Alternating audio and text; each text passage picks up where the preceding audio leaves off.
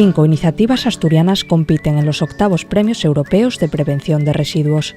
El objetivo de estos galardones es reconocer aquellos proyectos que reducen residuos o alargan la vida útil de los objetos, una meta que los centros escolares, empresas y entidades que representarán a Asturias han convertido en eje de su actividad. Implicamos a participantes, a voluntarios y voluntarias, incluso a los trabajadores y trabajadoras de la entidad, en la responsabilidad que tenemos cada uno de nosotros en separar esos residuos. Echamos para hacer un envío de 30 móviles a una campaña que se llama Movilízate por la Selva, que lo que hace es colaborar con el Instituto Jane Goodall a la hora de reciclar precisamente estos móviles por los minerales que contienen, como por ejemplo el coltán, y a la vez apadrinar a un chimpancé. Este proyecto es un festival gastronómico, sostenible y responsable que se llama Gijón se come. La primera edición fue en noviembre y lo que intentamos fue presentar una propuesta de un evento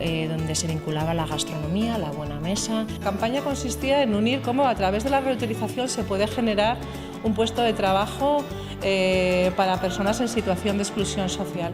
Y teníamos que llegar a 12.000 toneladas aproximadamente, pues conseguimos 15.000. El objetivo que pretendían era llevar el mensaje de la reducción, la reutilización y el reciclaje a públicos diferentes y en escenarios distintos, desde colegios y escolares hasta adultos con el tema de las colillas, hasta el rastro con el tema de la reducción de las bolsas de plástico.